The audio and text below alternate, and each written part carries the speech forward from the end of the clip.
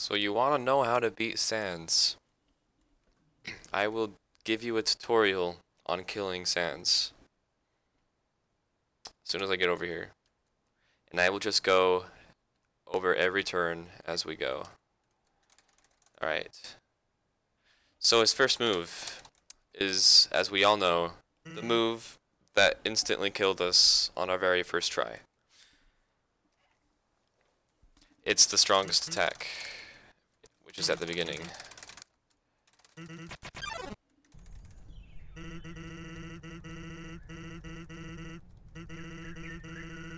So you want to be ready. You want to be ready for when he does this. You want to be holding up.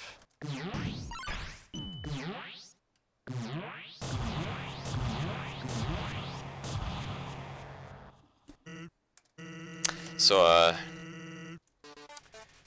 for that attack, you just want to know what you're doing. You want to know where you're going and where you're going next.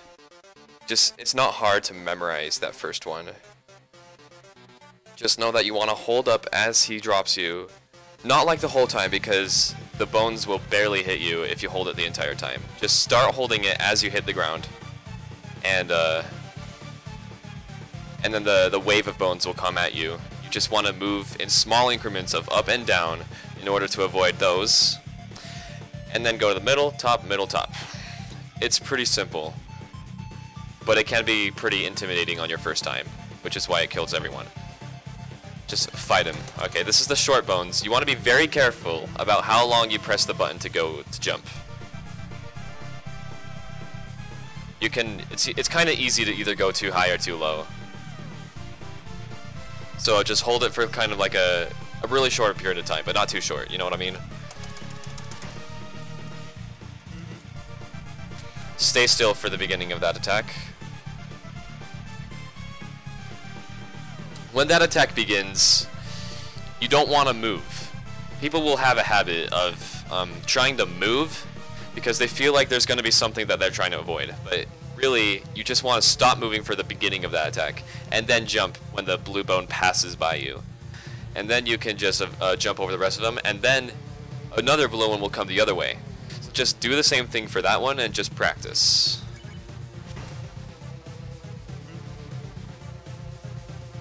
You want to wait for the bones to appear on screen so that you can get an idea of how high you want to jump. That one's not very hard. I honestly think that the short bones are much harder than that. But still, same thing. Don't jump too low, don't jump too high. And you should be good on that. Alright, jump on this platform. Just be careful about your jumping. Yeah, don't jump into that too early, because otherwise, don't jump into too late, I mean, because otherwise that bone will hit you as you go down. Do the same thing for these platforms, and you want to be careful about this one. Don't hit that bone. You kind of want to... I will explain. Don't hold left or right as you jump between the last two platforms, because that really amplifies your movement, and it can make you easily go way too far, and you'll fall into the bones. So just simply hit up. Don't hit left or right, and you will easily land on the last platform. I like to camp near the bottom here, and just jump out of the bottom when I get a safe time to do so. I don't go crazy and just like go everywhere, go to the top. I just stay at the bottom, and when a bone comes at me, I jump over it. That's all I do. I always jump over these, and I do hit left and right for these, just so that like I don't fall into the bones. If you hit left and right on that attack, then you're likely to miss the platform, because there's not a second platform for you to land on. You want to stay on that one, so you want to move left and right alongside it. You want to stay on that platform. I camp near the bottom for this move as well. I mean. Just stay at the bottom. And if two gaster blasters appear on the bottom in a row, after jumping, you want to stay on a platform until the second one is done shooting, and then you can go back down.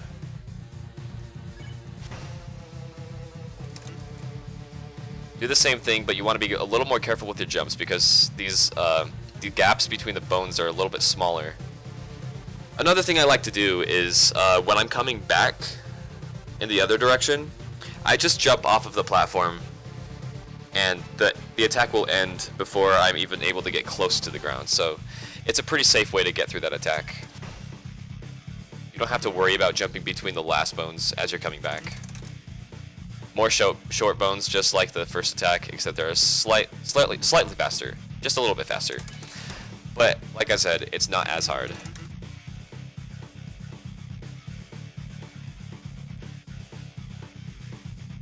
Alright, now I'm going to explain what I just did there. You wanna kind of wait like 3 bones to pass you, and then jump over in that direction that the top ones are going in, and land in a gap on the bottom, and then just move with them, and then do the same thing again. And you should do it like 2 or 3 times, and the attack will end, and you should be fine.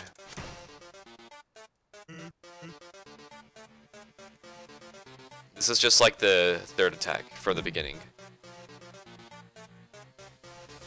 Just wait for them to appear so you know how high you want to jump. And the game will give you time to do so. Alright, so this is break time. This is a good time to heal because it doesn't use up any turns when you do. So I'm just going to eat that. And then when you're ready, you can continue and just keep going. I really don't recommend healing in the middle of the fight unless you're like... Unless you're still like trying to actually learn how to beat him, you know. So if you're learning how to beat him, or if you're trying to beat him for the first time, then yeah, I would recommend healing when you need to. Another thing is when you're poisoned, if you want to make the most out of your healing, even though it's slower, and you might wait a little bit, you can wait for your poison to completely wear off. And that way, after you're healed, the poison doesn't continue to wear at your health. So just fight him again. Don't get dunked.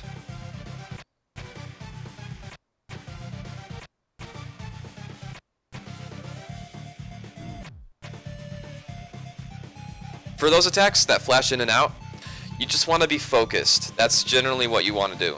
You just want to wait, and when it comes in, just observe what attack it is and tell yourself, okay, this is what I need to do. Because there will be attacks where you have to wait for a blue bone. So if you move, that's bad. So just wait for the attack to appear, and then process what that attack is. And I promise you will have time to do that. But don't just panic and go into the attack and like freak out and just move around, because that can be devastating when it comes to damage. And also, watch out for those menu bones. You want to wait for it to be away from the fight button and from the act button. And you're just going to have to get that timing down. I will explain to you strategies when they start showing up, so don't worry about that.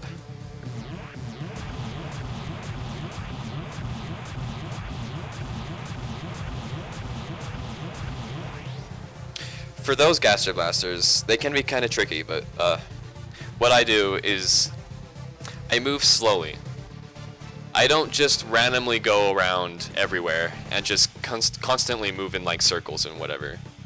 I just wait for a blaster to appear, look at what direction he's facing, and move away from that direction. And I just do it one at a time for every single one that shows up. And I just move accordingly. I think that's a pretty good strategy. You can also move back and forth, but not in circles. Don't do it in circles. That will throw you off. Back and forth, and then they can only hit you like vertically. And so you can just like adjust your directions accordingly to that too. Just don't go willy-nilly. Just keep it simple and know what you're doing. This is another flash attack, just like for that go left.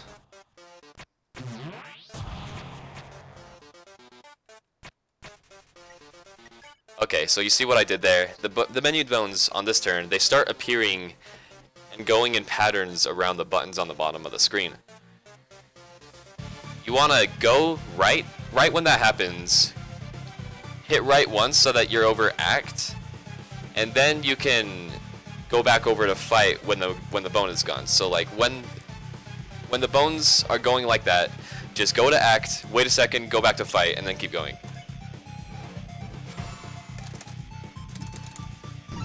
You can hold all 4 directions on your keyboard if your keyboard has that feature on it. Some keyboards aren't able to hold that many keys at the same time, but if it can hold 4, then yeah, do that. Otherwise, if you can't do that, look at Sans' arm.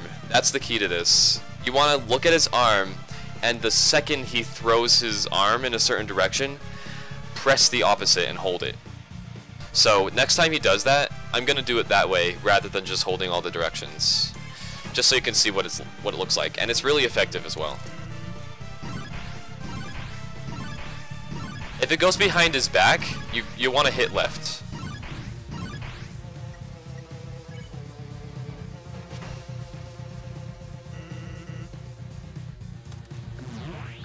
Same thing, except they're a little bit slower, but they have a much wider radius. They will do more damage if they hit you.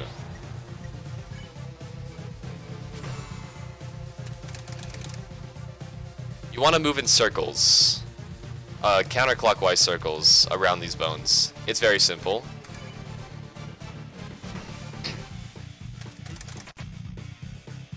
And again, just wait to see what attack it is and do so accordingly.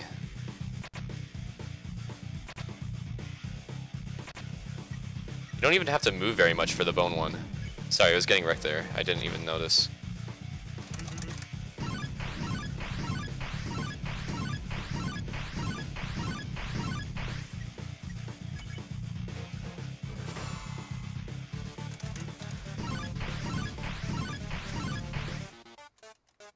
And you want to be ready and just stay in the middle and do small increments of up and down as you go and just pay very close attention. And it starts to speed up. And then just stay in the middle for this part of it. Start by going up, down right, up left, right. And I will explain this move after I'm done with it, just so I can focus a little bit.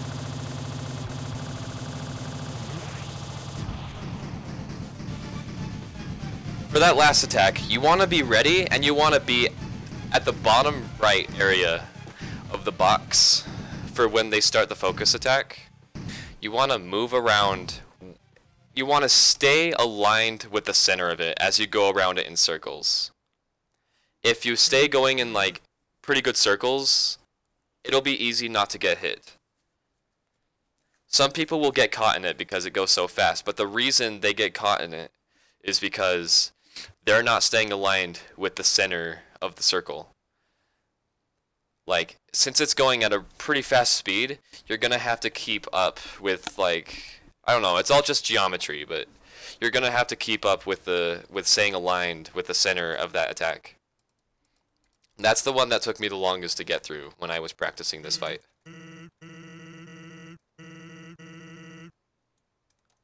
And then the rest is just history. If you have any questions, let me know. Thanks for watching.